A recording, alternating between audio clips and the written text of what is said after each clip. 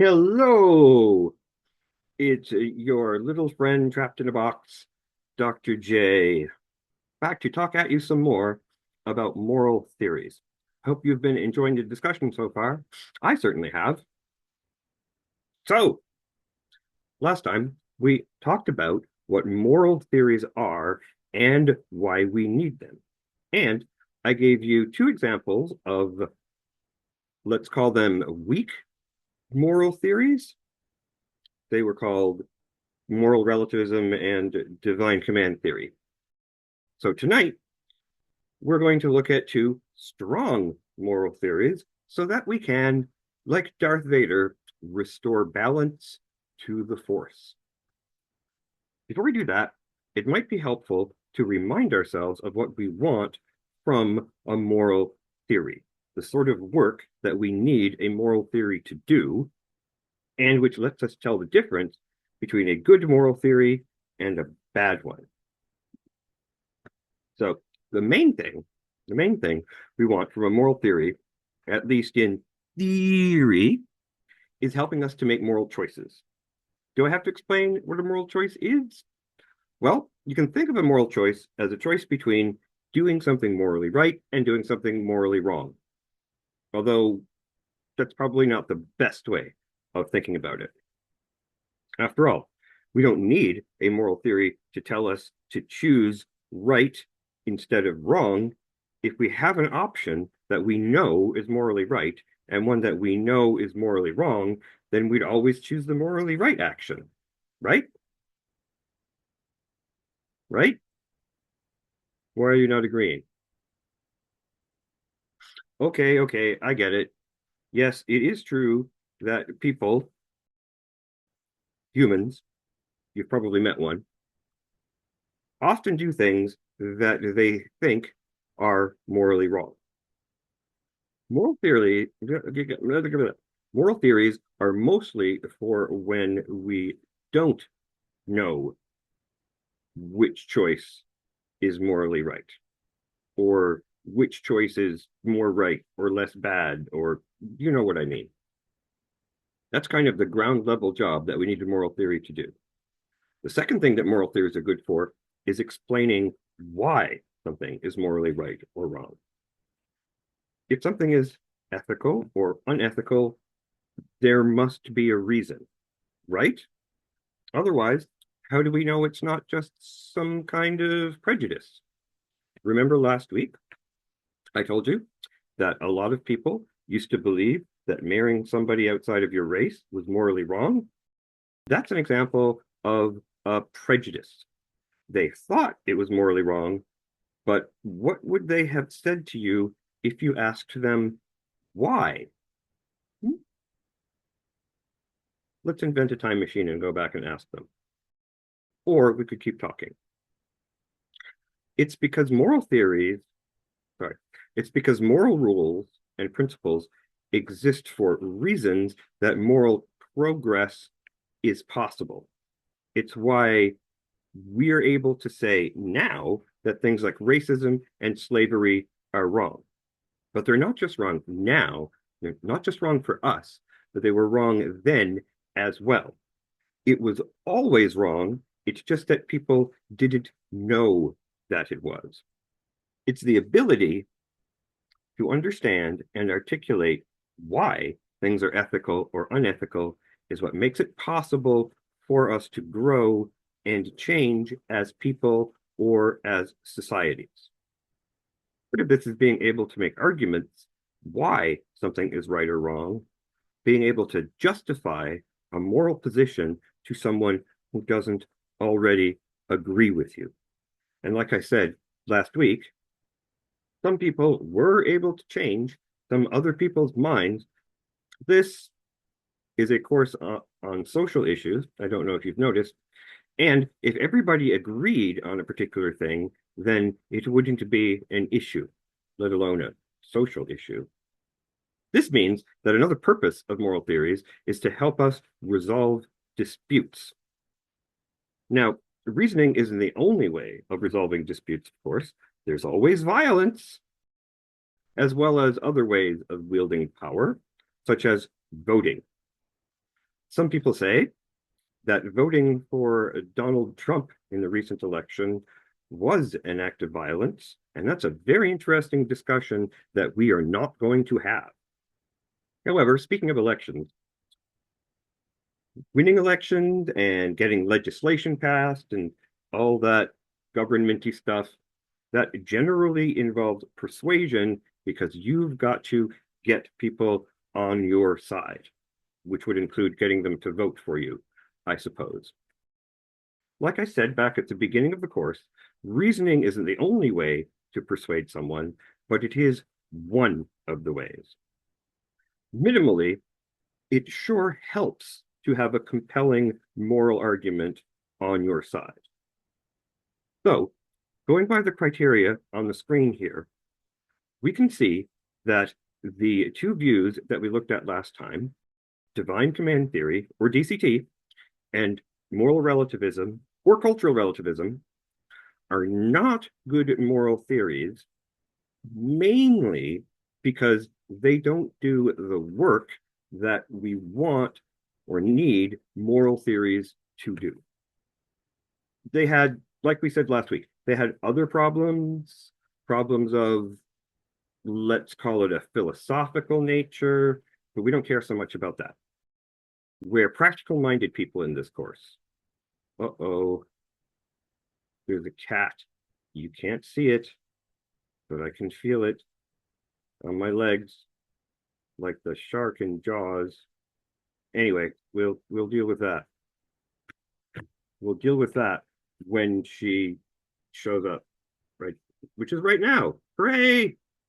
Say hello to Mia, everyone, or at least say hello to Mia's tail. Oh, Mia has a very impressive tail, you know. It's more of a tentacle. Most cats' tails are not quite so articulate.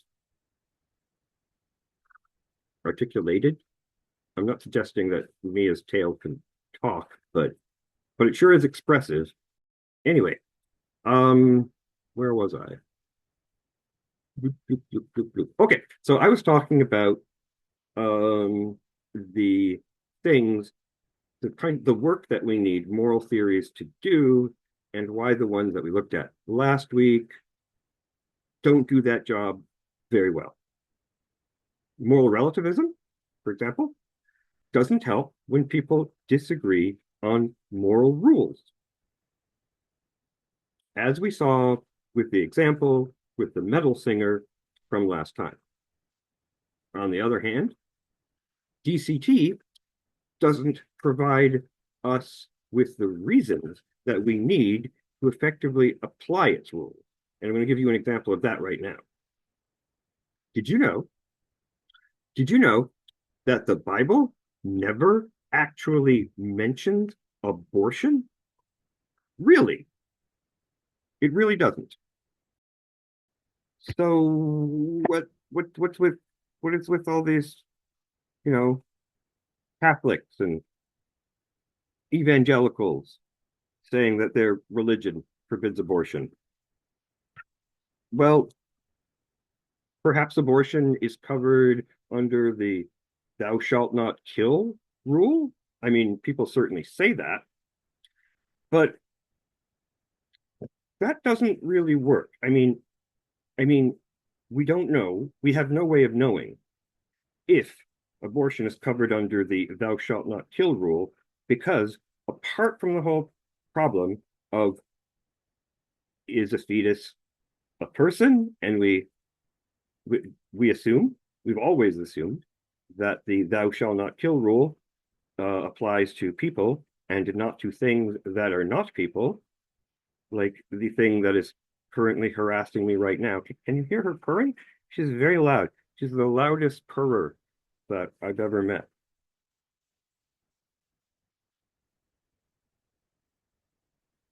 Did I tell you about, in case you're wondering why I don't just shoo her off? I can't remember if I told you this. I probably told you at the beginning of the class, but just in case I didn't. I believe that we have duties towards the animals that we share our homes with, similar to our duties towards children. And, you know, if I had a kid, which I don't, thank God, if I had a kid, I couldn't just tell the kid, fuck off, I'm doing a lecture. Well, I mean, a kid would be better. A kid, you could maybe explain to them that you're busy and you you can't help them now and look at their drawing of a flying saucer. I don't really know what kids do. Like my point is, you could maybe explain to a kid, um, why, what? No, stop, get off, go, move, poke, poke, poke, poke, poke, get off the computer. See, a kid would never do that. Anyway, a kid, you could explain why you can't talk to them now, and you can say, I love you very much, and I will look at your stupid drawing later. But cats, I don't know if you're aware of this, but cats can't talk or understand human language. Why am I talking about cats? Oh, yes. So I believe that animals have feelings like children, and they need stimulation. And so you have a duty, if you have a pet, to see to that pet's needs, which sometimes means petting. In Mia's case, it means petting approximately 17 hours out of every day. Otherwise, you're keeping an animal prisoner in your house. And that doesn't sound like a very moral thing to do. Back to the lecture. Did you know that the Bible doesn't actually mention abortion? Some people imply, well, argue, some people imply, some people argue, some people just yell that it's covered under the thou shalt not kill rule.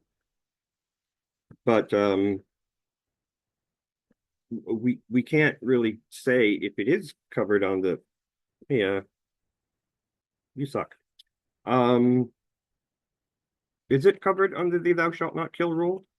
Because we know the thou shalt not kill rule has exceptions, because like we talked about it last week, there are other passages in the Bible where you are specifically directed to kill people, like by stoning them to death.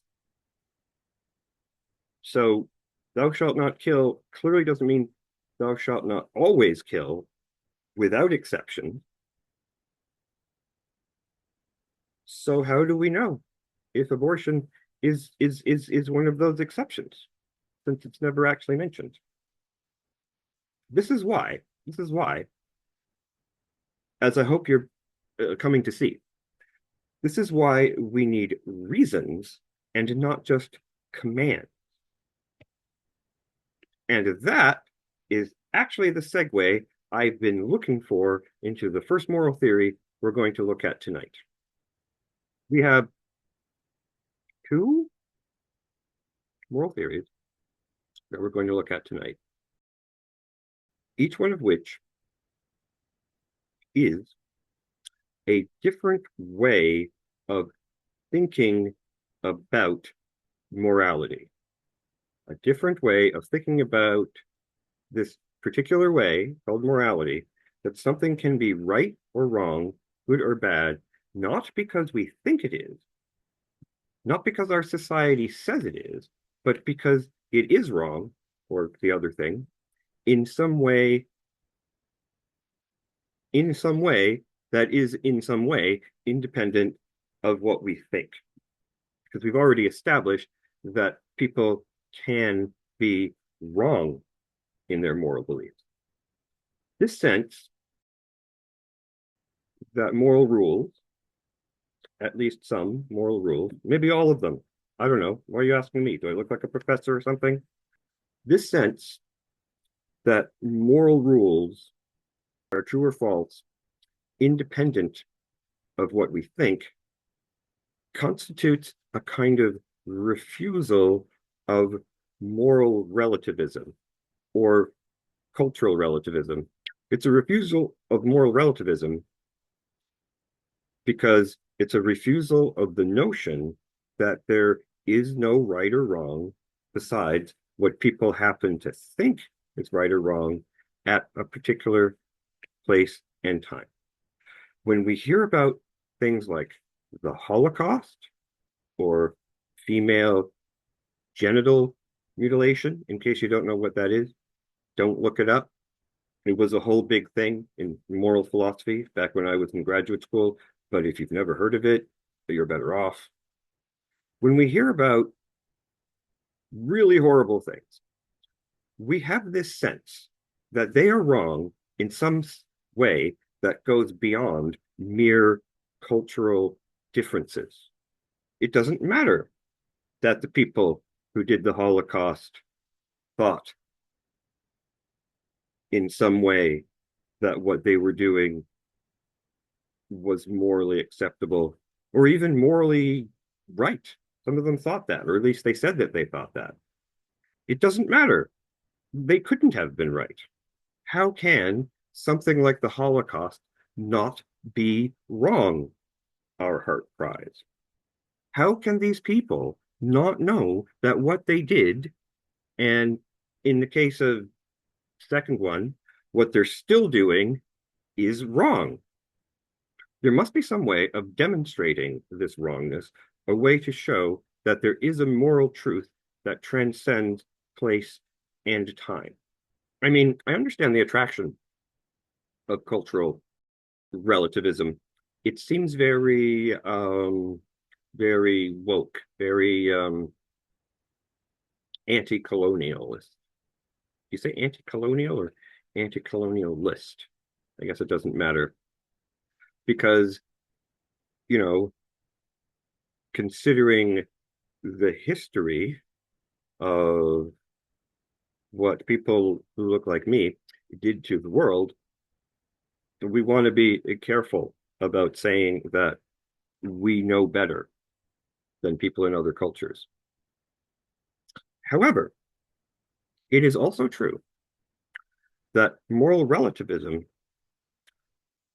fails to capture the defining trait, maybe the defining trait of morality, which is that it applies to everyone equally, and it also applies to us, whether we know about it or not. Because getting back to colonialism, we want to be able to say that colonialism was wrong, right? I mean, cultural relativism cuts both ways because, you know, cultures change. This is why I think that nobody actually believes in cultural relativism. They say they do, quite possibly they think they do, but they don't act like they do. And they don't feel like they do. Their insides don't act like they believe in cultural relativism. So back to the point about morality feeling like or seeming like it applies everywhere, whether we know about it or not. This is one way, possibly the main way, of distinguishing between morality and custom. Customs are the sometimes very specific ways that you're expected to act within a particular culture. They're culture dependent. They're a large part of what constitutes culture, actually. Saying please and thank you is a custom in this culture.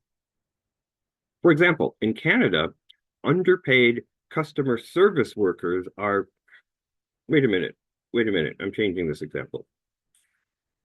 In Ontario, underpaid customer service workers are expected to be cheerful and friendly to customers, regardless of whether they feel like it or what mood they're in. Right?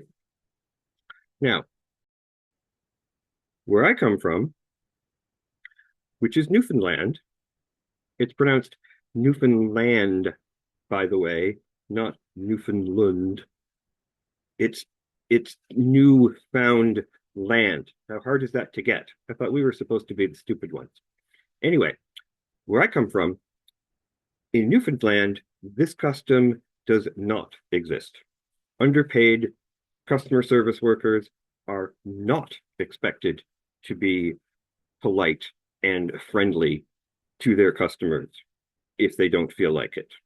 And quite frequently, in my experience, they are not cheerful or friendly.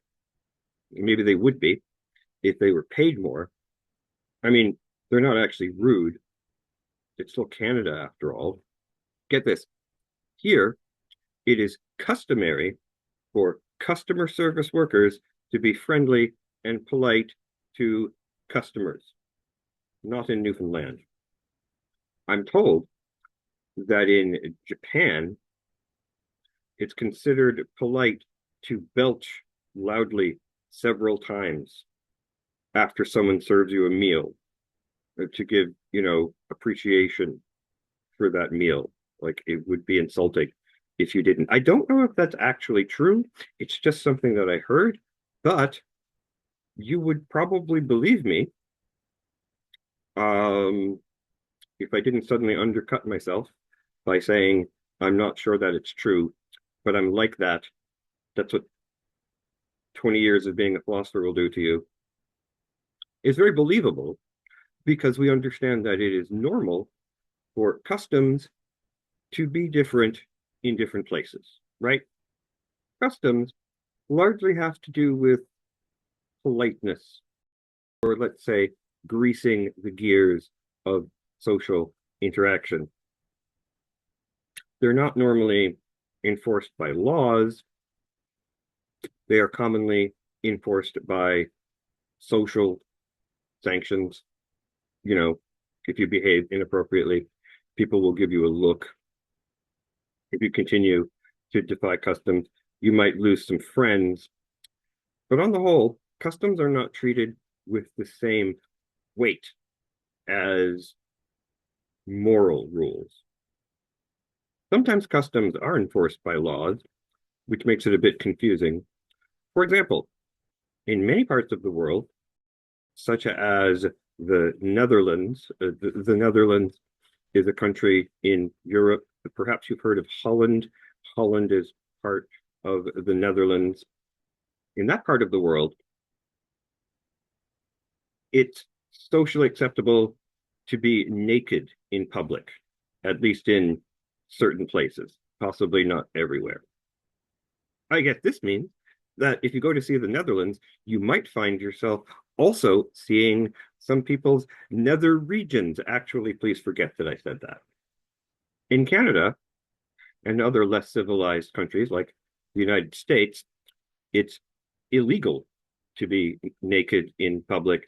So this is a case of what's clearly a custom that is enforced by law. And that brings me to my next point, which is that it's not at all unusual for people to confuse custom and ethics or morality. Let's talk about my mom. My mom is kind of old, even older than me, if you can believe it. And growing up in Newfoundland in the Middle Ages, she didn't have the opportunity to get the kind of education that you or I did. And consequently, she didn't know a lot about the outside world. She's delightful, but that's not my point. So my mom has this interesting quirk that although she's very easy to get along with, she hates it when people say a certain word. One of the words that you're not allowed to say on TV. My mom hates it when people say fuck. She hates the word, and she hates it more than all sorts of words that you or I might think of as worse. I asked her why. I said, it's just a word. What's the big deal? And her response caused me to conclude that she thinks that saying this word is somehow morally wrong. Like, She doesn't care that it's become like quite a common part of speech nowadays. Most people don't consider it offensive. To her, people who consider it to be not offensive are just wrong.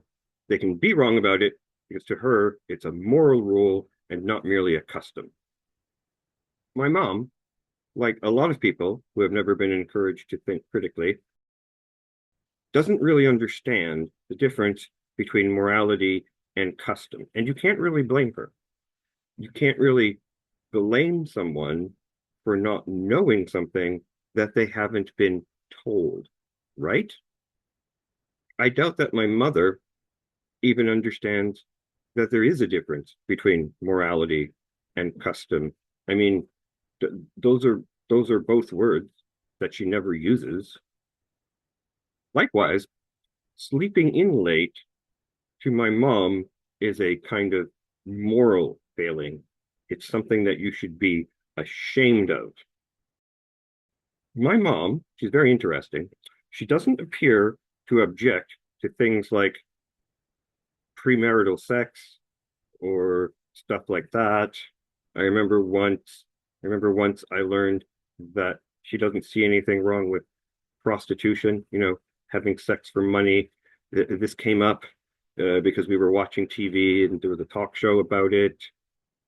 Even though a lot of people do think that premarital sex or prostitution are morally wrong. To you or me, having sex before marriage is like a personal choice, right? I, I don't personally understand why you would buy a car before giving it a test drive, but I respect people who feel differently. I understand that there are people who would be uncomfortable with having sex before marriage. Different strokes for different folks. It's totally fine. No kink shaming. So do you see where I'm going with this? My suggestion is that if you think premarital sex is morally wrong, or sleeping in for that matter, then you're confusing a custom, something people happen to believe about what you should or shouldn't do, with a moral rule, which doesn't depend on people's opinions or practices. Now, some of you possibly don't believe that there is a difference between morality and custom. Maybe you think morality isn't real. Like maybe you think moralities are like customs that we take more seriously or something. But think about this. Morals and customs feel different. And it's not just a difference of degree. Violating a custom is an oopsie. And you might worry about what other people might think about you, but you don't typically feel guilty about it. So at minimum, like, is there a difference between morality and custom out there in the world? Maybe there is, maybe there isn't. There are arguments. But at minimum, there's a difference in our minds between morality and custom. We think about them differently. So there's another difference. I think I mentioned this before. Another very important difference in our minds between morality and custom is that morality, unlike custom, is supposed to be universal. It's supposed to be the same for everyone at all places and all times. You remember what I said a short time ago about how slavery is always wrong. It was wrong then. It's wrong now. If there ever were people who thought it was fine, they were just wrong. This agrees with our intuitions, right? Slavery feels very different from, I don't know, belching. And this brings us, at last, to the first of our two good moral theories. Immanuel Kant was an 18th century German philosopher who was very big on things like God and morality, but he realized that divine command theory was a non-starter as a theory of morality. So he thought, and this is very clever in my opinion, he thought, what if we try to deduce what morality is logically, starting from what the concept of morality means, specifically its universality. Why don't I let Hank Green of Crash Course Philosophy take it from here? Kant took morality pretty seriously, and he thought we should too, all of us, regardless of our religious beliefs or lack thereof. Because he knew that if we look to religion for our morality, we're not all going to get the same answer. But he thought morality was a constant in an almost mathematical sense. 2 plus 2 equals 4, whether you're a Christian, Buddhist, or atheist, and for Kant, the same went for moral truths. But he made a distinction between the things we ought to do morally and the things we ought to do for other non-moral reasons. He pointed out that most of the time, whether or not we ought to do something isn't really a moral choice. Instead, it's just contingent on our desires. Like, if your desire is to get money, then you ought to get a job. If your desire is to get an A in class, then you ought to study. Kant called these if-then statements hypothetical imperatives. They're commands that you should follow if you want something. But hypothetical imperatives are about prudence rather than morality. So if you don't want money, you can always choose not to work. And if you don't care about getting a good grade, studying becomes totally optional. It'd be a terrible option, in my opinion, as an educator, but still, optional. Sorry, Hank. I just wanted to jump in here and say that when Kant distinguishes between hypothetical and categorical imperatives, hypothetical imperatives have to do with getting what we want or achieving the goal that we set for ourselves. And I wanted to connect that to something that we said earlier. Remember when I said my mother considered sleeping in to be a moral failing? You remember that, right? Sleeping in, or maybe we could call it laziness, was morally wrong in her view. And I'm sure there are other people who think like that. But do you think that laziness is morally wrong? Or maybe let's put that another way. What is wrong with laziness, in your opinion? What makes laziness bad? Well, I imagine most people would say laziness makes you less productive, you don't work as hard, maybe you don't study, so you fail your tests. That's not good, right? Laziness can also stop you from doing things that you want to do. For instance, my Steam library is full of games that I've bought but haven't played because learning to play a new game, to me anyway, often feels like work. And in the rare moments where I can spend an hour or half an hour to play a game, I'd rather go fuck around in ancient Greece where the scenery is really pretty and I can look at the sea all I want. I'm referring to a game called Assassin's Creed Odyssey. It's set in real history. It's set in Greece during the time of Socrates. I mentioned him once before. He's a very important early philosopher. In fact, in the game, you can even meet Socrates and do what every philosophy student dreams of doing, which is to punch him in his overly avuncular face. Anyway, general education, I think you get the idea. Laziness is bad because it's bad for you. It is prudentially wrong, not morally wrong.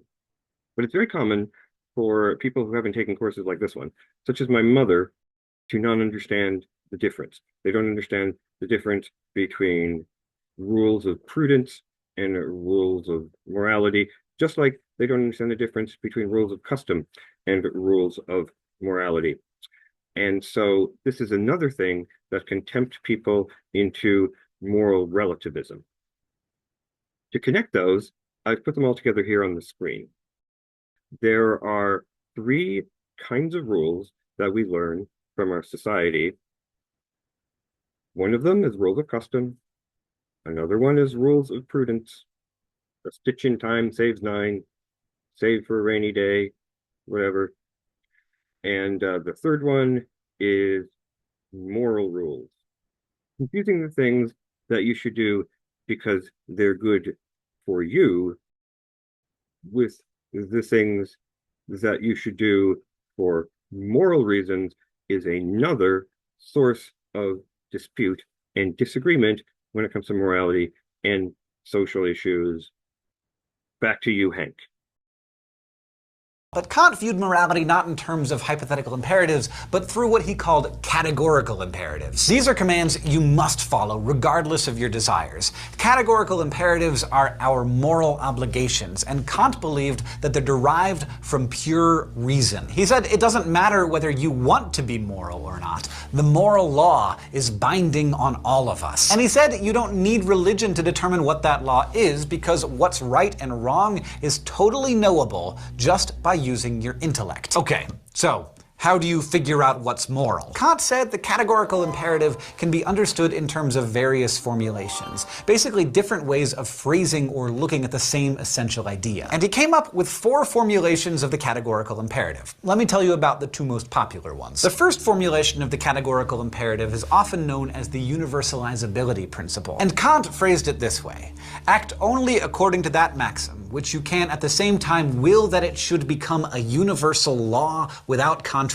Okay, Kant. Pretty wordy guy, so let's unpack what he was saying. A maxim is just a rule or principle of action, and a universal law is something that must always be done in similar situations. So, as a Kantian, before I act, I would ask myself, what's the maxim of my action? In other words, what's the general rule that stands behind the particular action I'm considering? Let's say you forgot your wallet in your dorm this morning. You don't have time to get it between classes, and you're really hungry. You notice that the student working at the snack kiosk in the Union is engrossed in a conversation, and you could easily snag a banana and be on your way. Sorry, chom-chom. I mean chom-chom. You could easily swipe that chom-chom and be on your way. Is it okay, morally, for you to do this? Well, the particular action you are considering, taking a chom-chom from a merchant without paying for it, is stealing. And if you approve of the maxim of stealing, which you're doing whether you admit it or not, then what you're actually doing is universalizing that action. You're saying that everyone should always steal. If you should be able to do it, then everyone should be able to do it. The thing is, this leads to a contradiction. And remember, Kant's wording specifically says that moral actions cannot bring about contradictions. The contradiction here is no one would say that everyone should steal all the time. Because if everyone should always steal, then you should steal the chom-chom, and then I should steal it back from you, and then you should steal it back from me, and it would never end, and no one would ever get to eat any chom-chom. Therefore, stealing isn't universalizable. So what Kant's really saying is that it's not fair to make exceptions for yourself. You don't really think stealing is okay, and by imagining what it would be like to universalize it, that becomes clear. But you see, what's exciting about Kant's theory is that it allows us to understand it not just that something is wrong, but why it's wrong. Come on, don't tell me you didn't find that at least a little bit exciting. A little ding went off in your head, didn't it? Learning is fun. So what Kant, is saying is that part of what makes a particular action morally wrong is that it's fundamentally irrational. There's a logical contradiction in the act of stealing. To steal is to take somebody else's property without their consent. You could even say that it's a kind of denial of the idea of property. But wait, stealing is only possible on the basis of the idea of property. If I steal your lawnmower by taking it from your yard and putting it in my yard without the understanding that my yard is where I keep my property, all I've done is moved it. Do you know what I mean? The whole point of stealing is undermined if property, that is ownership, isn't a thing. Ownership's not a fact of nature, after all. It's a consequence of certain social practices that we adhere to. If we stop doing the practices, ownership ceases to exist. I mentioned this because I wanted to clarify that what makes stealing wrong in Kant's view in the example is not the consequences of stealing. It's not the consequences of stealing that makes it wrong, somebody stealing it back or whatever. It's the logical contradiction inherent in the maxim, I will take somebody else's stuff when I want to. The logical contradiction is revealed by universalizing it. It doesn't matter whether in practice everyone starts taking other people's stuff or not. There are problems with this way of thinking about what makes an act wrong, but you can talk about those in the tutorial. So the first formulation of the categorical imperative is about the universality of our actions. But the second formulation focuses on how we should treat other people. And it goes this way.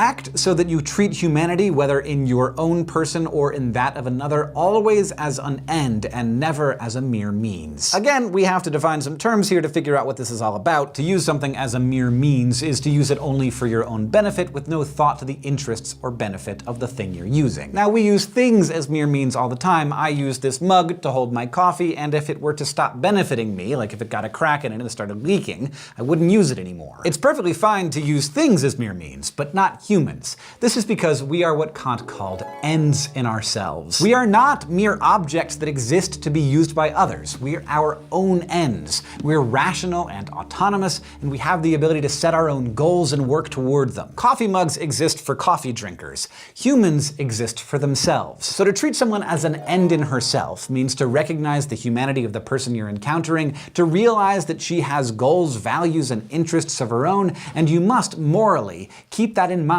in your encounters with her. Now, Kant pointed out that we do use people all the time, and that's okay. Because most of the time we use other people as a means for something, but not as a mere means. We still recognize their humanity when we use them, and they agree to being used. So, for example, you are using me right now to get information about Kantian ethics. I am using Nick and Nicole to help me get that information to you. Kant said that you and I and Nick and Nicole, we all deserve to not be used as mere means because of our autonomy. Unlike other things in the world, we're self-governed. We're able to set our own ends, to make our own free decisions based on our rational wills. We can set goals for ourselves and take steps to realize those goals. How Kant got to the second formulation of the categorical imperative is through a complicated bit of argument, but the gist of it is simple. As rational beings, we are the source of the moral law. Since we are what gives things moral worth, then it follows that we must also possess moral worth, the supreme moral worth. You can't treat me as a means, which basically means that you have to respect my autonomy, my will, my freedom to choose for myself. Not even if you really want to, not even if you can help other people by doing so. Put a pin in that for later. It's this sort of thinking, the principle of respect for persons, you might say, that gives us things like Canada's Charter of Rights and Freedoms. The right to free speech, to free movement, the right to sanctity of the person, all of these boil down to autonomy. Kant's theory of ethics is a powerful way to understand what morality is, why we have the particular ethical principles we do and not others, and how to think about them. But one very important thing that we want out of a moral theory is how to mediate between rules when they come into conflict. Kant's explanation of why lying is wrong is very powerful. It's in effect a violation of autonomy. Lying is. You're not respecting someone's freedom to make the choice that they would have made if they had proper information. It's almost a form of coercion. You're interfering with their ability to choose. You're lying to get them to do what you want them to do rather than what they want to do. Kind of awesome, actually. Not lying. I mean, lying is awesome. I mean, Kant's reasoning for why lying is wrong. It really captures the sense of violation that comes with being lied to. Anyway, we all agree that lying is wrong most of the time, while also recognizing situations where we should lie, or at least we think we should. Here's an example. Let's say you have a friend, Julie, who's dating your other friend, Rob, and that Rob's best friend, Alex, tried to make out with Julie at a party. Julie is very upset. She tells you about it, but makes you promise not to tell Rob until Julie has had a chance to talk to him about it herself.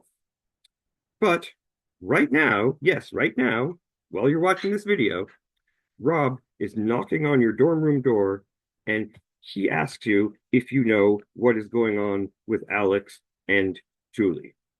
Maybe they've been acting strange or something. What do? Well, most people would say that you should lie to Rob to tell him that you don't know what's going on.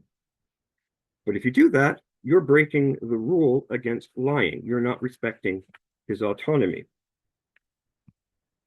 But wait a minute, there's another rule at work here. What about the rule that you should keep your promises? You'd have to break that rule to avoid lying to Rob right now. And what about Julie's autonomy? You would be taking away her freedom to deal with the Rob-Alex situation in the way that she chooses. So you see, we have rules coming into conflict, as well as, let's call them entitlements coming into conflict. So how does Kantian ethics help you to resolve this dilemma? Well, it doesn't. For Kant, rules is rules. No rule is more important than any other, and there are no exceptions. Kind of the whole point of Kant's ethics is that there are no exceptions, actually. So that's not great. Now let's put it in the context, or the Kant text, of social issues. Social issues are all about mediating between competing claims. Whose rights matter more? The pregnant woman who needs an abortion or the fetus?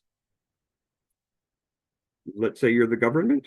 Do you subsidize clean energy, even though it might put some people in the oil industry out of work? Now, part of the problem here is that this is a moral theory, whereas social issues also concern things like politics and economics, but they absolutely concern morality. And a moral theory that can't deal with exceptions or with rules coming into conflict is, well, that's a pretty big problem. So what we need is a moral theory that can handle competing interests. And wouldn't you know it, but that's exactly what we're going to talk about next. It's almost like someone planned it this way.